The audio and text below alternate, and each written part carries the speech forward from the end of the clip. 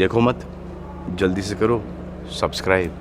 बिस्मिल्लाहिर्रहमानिर्रहीम। अस्सलाम वालेकुम वरहमतुल्लाहि वबरकातुहू। हज़रत उमर फ़ारूक रज़ी अल्लाह अन्हो खलीफ़ा अव्वल हज़रत अबू बकर सिद्दीक़ रज़ी अल्लाह अन्हो के बाद मुसलमानों के दूसरे खलीफ़ा थे। उनके दौर में इस्लामी मुमलिकत 28 लाख मुरब्बा मील के रकबे पर फैल गई। आपका नाम उमर है और लक़ब फ़ारूक। कुनियत अबू हफ़्स, लक़ब और कुनियत दोनों मोहम्मद सल्लल्लाहु अलैहि वसल्लम के अता करदा है। आप रज़ी अल्लाह अन्हो का नसब नवीं पुश्त में रसूल अकरम सल्लल्लाहु अलैहि वसल्लम से जा मिलता है। आप सल्लल्लाहु अलैहि वसल्लम की नवीं पुश्त में काब के 2 बेटे हैं, मरा और अदी। रसूलुल्लाह सल्लल्लाहु अलैहि वसल्लम मरा की औलाद में से हैं, जबकि हज़रत उमर रज़ी अल्लाह अन्हा अदी की औलाद में से हैं।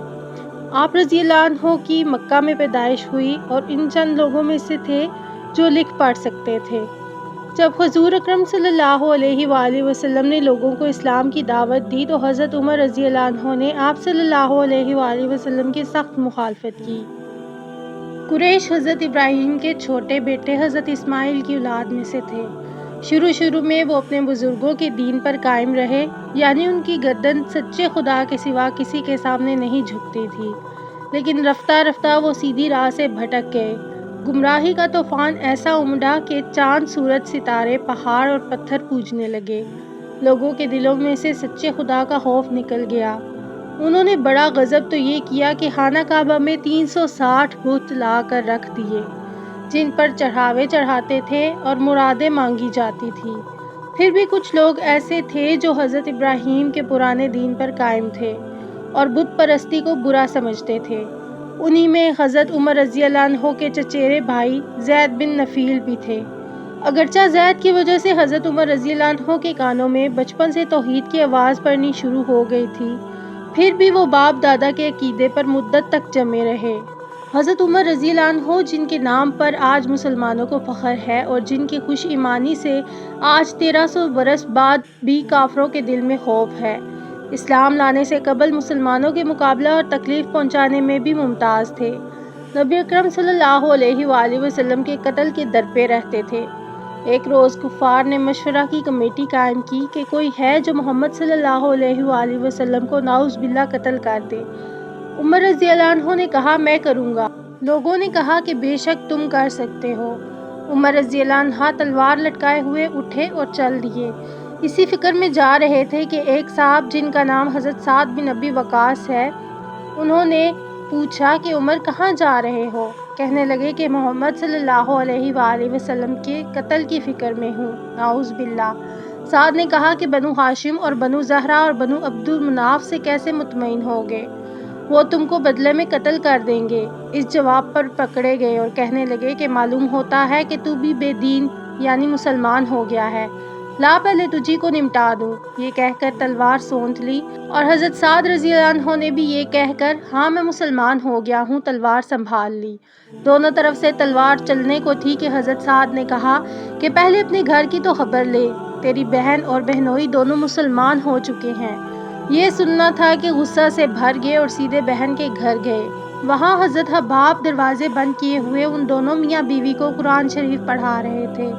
हज़रत उमर रज़ी अल्लाह अन्हो ने दरवाज़े खोले। उनकी आवाज़ से हज़रत हब्बाब तो जल्दी से अंदर छुप गए और वो सहीफ़ा भी जल्द ही में बाहर रह गया जिस पर आयात कुरानी लिखी हुई थी। बहन ने दरवाज़े खोले। हज़रत उमर रज़ी अल्लाह अन्हो के हाथ में कोई चीज़ थी जिसको बहन के सर पे दे मारा, जिससे सर से खून बहने लगा और कहा कि अपनी जान की दुश्मन तू भी बददीन हो गई।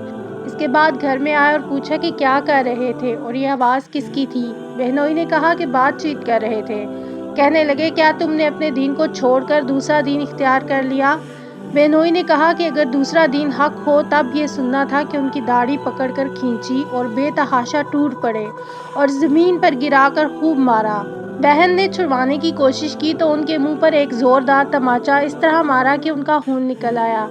वो भी आखिर हज़रत उमर रज़ी अल्लाह अन्हो की बहन थी। कहने लगी कि उमर, हमको इस वजह से मारा जाता है कि हम मुसलमान हो गए। बेशक हम मुसलमान हो गए हैं तो जो तुझसे होता है तू कर ले। इसके बाद हज़रत उमर रज़ी अल्लाह अन्हो की निगाह इस सहीफ़े पर पड़ी जो जल्द ही में बाहर रह गया था। اور غصے کا جوش بھی اس مار پیٹ سے کم ہو گیا تھا اور بہن کے اس طرح خون میں بھر جانے سے شرم بھی آ رہی تھی۔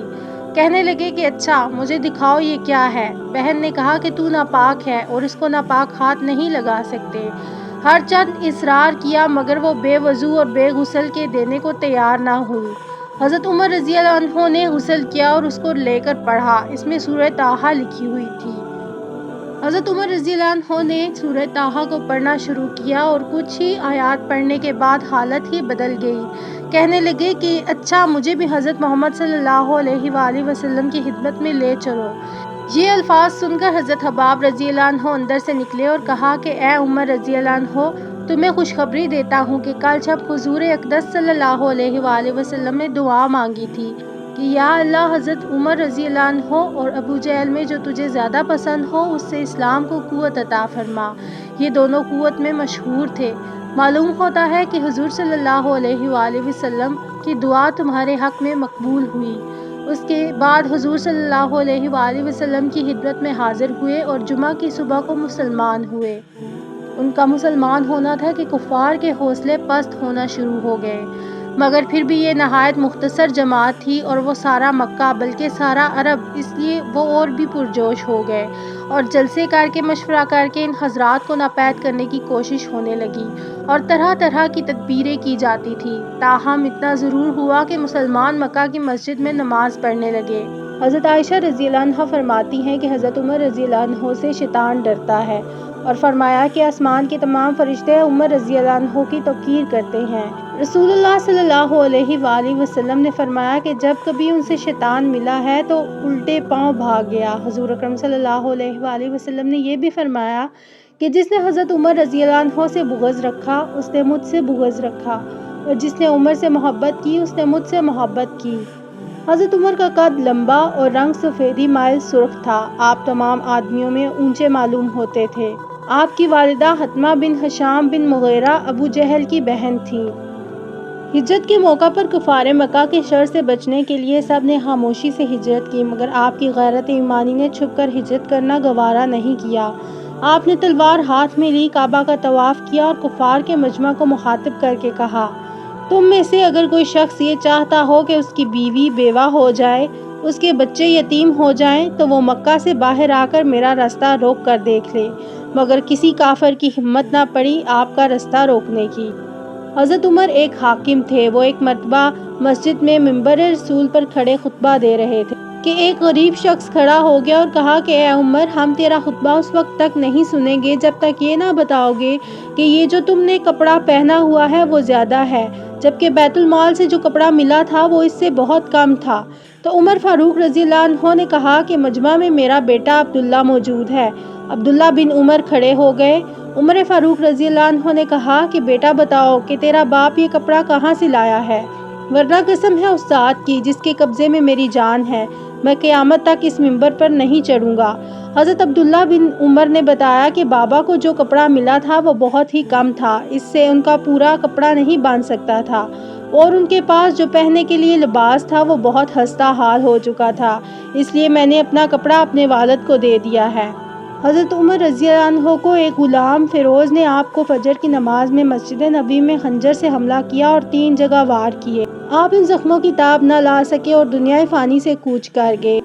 آپ کے بعد اتفاق رائے سے حضرت عثمان کو امیر المومنین منتخب کیا گیا۔ یہ تھا ہمارا آج کا ٹاپک۔ چینل کو سبسکرائب کرنا نہ بھولیے گا۔ اللہ حافظ۔